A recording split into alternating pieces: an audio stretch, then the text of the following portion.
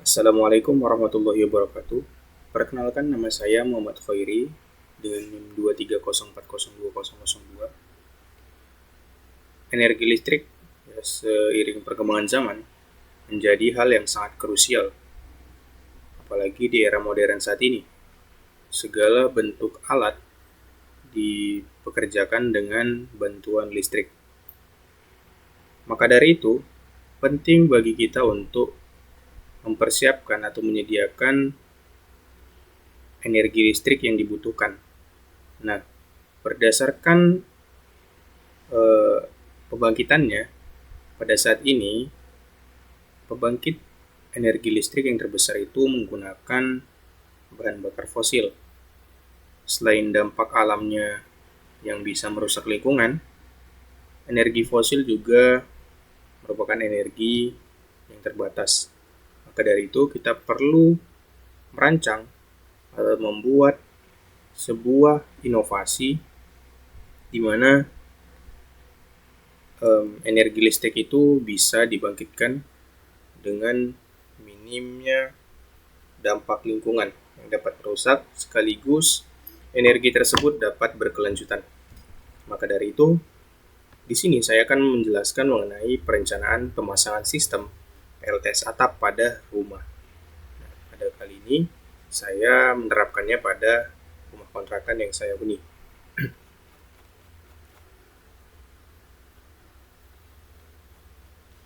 Selanjutnya, yang pertama harus kita ketahui adalah bentuk atau kondisi bangunan kita yang ingin kita pasang PLTS atap.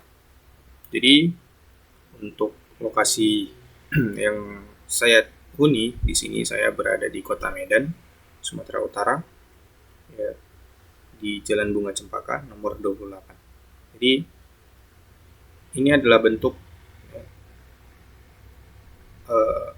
atap dari kontrakan saya.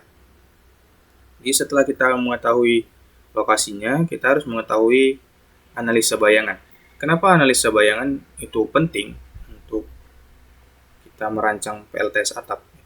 Karena dengan adanya gangguan atau bayangan atau shading, itu dapat menurunkan efisiensi dari PLTS kita, di mana panel surya yang akan kita pasang tidak akan maksimal menerima cahaya matahari.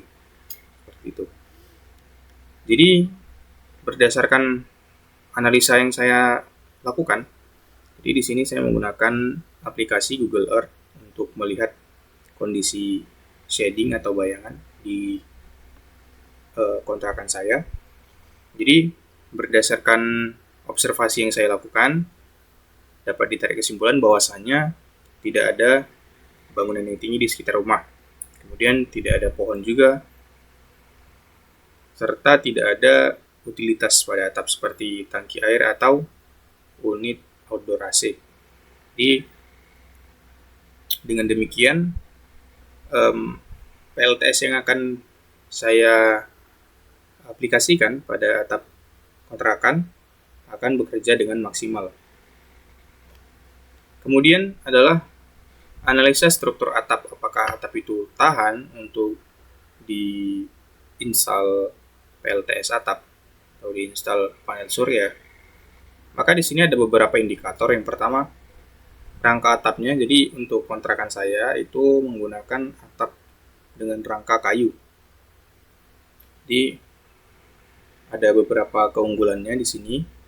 Kemudian strukturnya itu yaitu model pelana atau berbentuk segitiga seperti ini ya. Kemudian genteng yang dipasang itu menggunakan genteng seng yang bergelombang seperti ini. Kemudian dengan mempertimbangkan beberapa indikator tersebut, maka diambil kesimpulan bahwa struktur atap itu berpotensi memerlukan penguatan atau penyesuaian struktur sebelum pemasangan panel surya dilakukan. Ya, penguatannya itu bisa berupa penambahan elemen rangka penopang atau perbaikan pada bagian struktur atap supaya PLTS yang dipasang nanti bisa aman dan stabil. Kemudian perlu kita ketahui juga untuk menghitung luas atap potensial. Di sini saya tetap menggunakan Google Earth untuk mengetahui luas atapnya. Di sini didapati panjangnya adalah 7,35 meter, sedangkan lebarnya itu 4,65 meter. Jadi didapati nilai keliling area atap adalah 24 meter, dengan luas area proyeksi atap itu 34,17 meter kuadrat. Nah, kemudian kita akan menghitung luas atapnya berdasarkan faktor sudut kemiringan atap. Jadi luas proyeksinya dibagi dengan cos A. Ya, dengan sudutnya itu adalah 20 derajat. Maka didapati luas area yang berpotensi digunakan adalah 36,35 meter kuadrat. Selanjutnya, setelah kita mengetahui analisa bentuk atap, analisa kondisi tempat kita, maka kita perlu mengetahui sistem kelistrikannya. Jadi langkah yang pertama, kita harus memeriksa persyaratan sistem kelistrikan. Jadi yang saya gunakan di kontrakan saya itu listrik satu fasa dengan daya listrik itu 900 volt ampere. Maka dengan demikian, jika bekerja secara 100%, maka daya yang tersambung itu sekitar 900 watt, ya, atau 0,9 kWp. Kemudian kita melihat lagi data pemakaian listrik ya bulanan. Saya di sini menggunakan aplikasi PLN Mobile untuk melihat penggunaan bulanan saya. Jadi pada bulan Oktober sampai dengan Maret. Nah, untuk bulan Februari di sini karena libur perkuliahan, maka listrik yang digunakan juga tidak banyak. Maka dari itu, untuk yang pada tempat yang kosong ini, saya akan lompati, jadi saya fokusnya pada bulan-bulan yang ditinggali saja. Jadi berdasarkan jumlah penggunaan, ya. Jadi di sini secara rata-rata besarnya itu adalah 83,6 kWh. Dengan biaya bulanan rata-rata itu adalah 121.500. Kemudian saya melakukan analisa kebutuhan beban listrik. Ya, ini harian. Jadi ada beberapa peralatan yang digunakan di sini dengan jumlahnya, kemudian dayanya, serta jam terpasangnya per hari. Dengan total konsumsi daya per hari itu 3014 watt atau 3,014 kilowatt hour. Jika kita konversikan dalam satu bulan, maka penggunaannya itu menjadi kurang lebih 90,42 kWh. Setelah itu, barulah kita mulai mendesain sistem PLTS-nya. Yang pertama kita lakukan adalah menghitung energi harian. Ya. Berdasarkan bulanannya tadi 90,42 kWh per bulan, sehingga didapatkan energi hariannya itu 3,014 kWh per hari. Diasumsikan sekitar 60% dari konsumsi energi harian digunakan pada siang hari. Maka energi yang dibutuhkan, yang digunakan pada siang hari adalah 1,8 kWh per hari. Kemudian setelah kita mengetahui energi harian ya pada siang hari, kita akan menentukan kapasitas optimal sistem PLTS atap. Kenapa yang dihitung itu energi siang? Karena ya seperti yang kita ketahui, PLTS itu bekerja pada siang hari, pada saat matahari itu ada, dan pada malam hari dia tidak beroperasi. Maka untuk menghitung kapasitas optimalnya adalah dengan menghitung energi siang dibagi dengan PV output harian. Nah, untuk di Kota Medan sendiri, nilai PV outnya itu rata-rata sekitar 4,2 kWh per kWp per hari.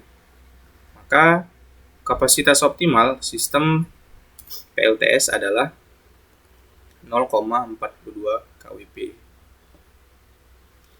Kemudian setelah kita menghitung kapasitas optimal, kita akan menghitung daya puncaknya. Ya. Jadi daya puncak itu adalah kapasitas optimal ditambah kapasitas optimal dikali rugi sistem. Nah, di sini saya asumsikan rugi sistemnya itu sebesar 20%. Maka daya puncak yang ditampung PLTS atap adalah 0,504 kWp.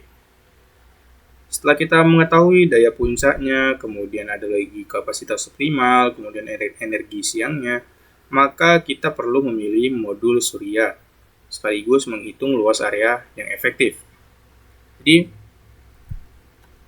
untuk spesifikasi umum dari modul yang saya pilih di sini, yaitu tipe modul monocrystalline dengan daya maksimum 450 Wp, dengan efisiensi modul itu kurang lebih 20%. Dengan luas modul adalah kurang lebih 2,205 meter kuadrat. Sehingga kita harus menghitung jumlah modul yang akan kita pasang di sini. Dengan daya puncaknya adalah 0,504. Kemudian daya modulnya adalah 0,45 kWp. Sehingga didapati jumlah modulnya itu 1,12 modul. Maka dengan asumsi kita bulatkan saja ini menjadi 2 modul surya untuk total kapasitas sistem. Sehingga daya yang bisa dibangkitkan dari 2 modul itu adalah 900 watt atau 0,9 kWp. Dengan luas area yang dibutuhkan adalah 4,41 meter kuadrat. Dengan luas area atap yang bisa digunakan itu 34,17 meter kuadrat, maka sangat memungkinkan untuk memasang PLTS atap ini. Kemudian kita akan memilih inverter sesuai dengan daya yang kita bangkitkan. Jadi inverter ini fungsinya untuk mengarahkan arus keluaran dari panel surya dengan arus DC menjadi arus AC. Selain itu juga inverter berfungsi untuk menyesuaikan dengan spesifikasi jaringan PLN yang ada. Jadi ada beberapa parameter, ada 4 parameter mulai dari tipe inverter, kemudian kapasitas, efisiensi, serta tegangan input DC. Dengan nilainya sudah tertera di sini. Kemudian ini adalah bentuk single line diagramnya. Setelah itu kita akan melihat spesifikasi komponen ya, dari modul panel surya, kemudian inverter. Setelah itu kita akan mempertimbangkan peletakan panel surya. Ini adalah yang terakhir ya. Jadi untuk kemiringannya ini sudah cukup baik untuk pemasangan panel surya karena dapat membantu proses pembersihan alami oleh air hujan serta meningkatkan penerimaan radiasi matahari. Jadi untuk sistem mounting yang digunakan itu menggunakan roof mounting system untuk atap seng, di mana rangka panel dipasang menggunakan bracket dan rel aluminium yang dikaitkan pada rangka atap. Sistem ini dipilih karena memiliki konstruksi yang ringan, tahan terhadap korosi, serta mudah dipasang pada atap seng gelombang. Dengan jumlah modul surya sebanyak 2 unit, total luas area yang dibutuhkan adalah 4,41 meter kuadrat, sehingga masih dapat dipasang dengan aman pada luas atap yang tersedia yaitu 29,76 meter kuadrat. Dengan sudut kemiringan yaitu 20 derajat. Kemudian sudut azimut yaitu menunjukkan arah orientasi panel terhadap matahari. Secara teoritis, orientasi terbaik panel di wilayah Indonesia adalah menghadap utara atau selatan. Karena posisi matahari bergerak di sekitar garis khatulistiwa, namun berdasarkan kondisi rumah yang dianalisis, tidak terdapat sisi atap yang menghadap utara atau selatan. Ya, jadi atapnya hanya memiliki 2 orientasi utama, itu sisi teras menghadap barat, kemudian sisi belakang menghadap timur. Jadi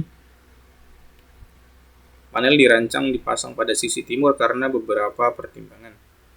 Bisa dilihat di sini beberapa pertimbangannya. Kemudian yang selanjutnya adalah analisa finansial. Ini yang terakhir ya.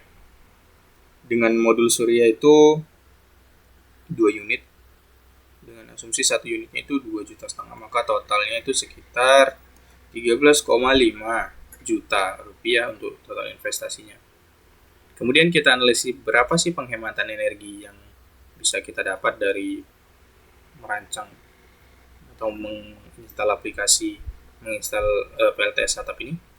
Jadi produksinya itu 0,9 dikali dengan nilai atau jam dari efektivitas matahari, yaitu 4,5 jam. Maka dihasilkan 4,05 kWh per hari. Maka didapatkan produksi energi bulanannya itu adalah 121,5 kWh per bulan. Nah, total produksi ini sudah melebihi konsumsi listrik, yaitu pada puncaknya, pada data sebelumnya penggunaannya itu 92 kWh per bulan.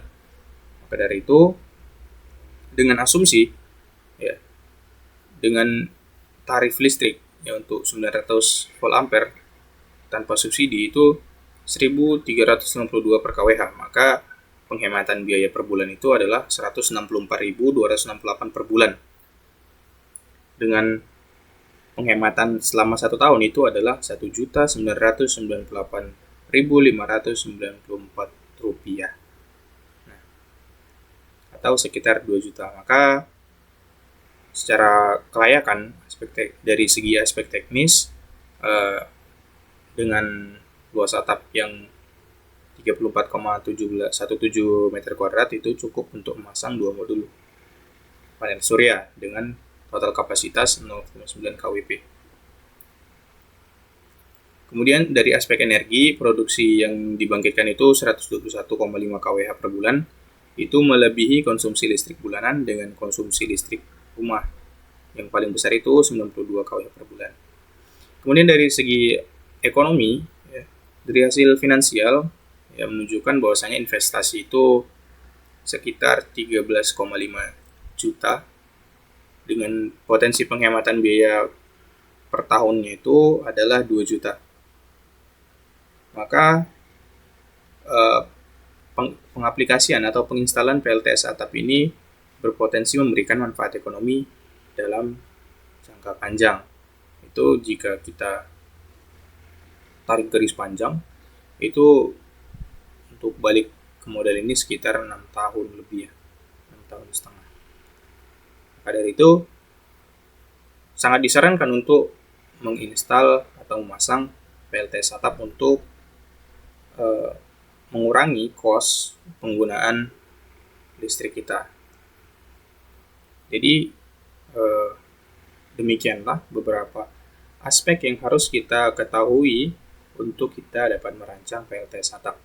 Terima kasih atas segala perhatian dan mohon maaf atas segala kekurangan. Assalamualaikum warahmatullahi wabarakatuh.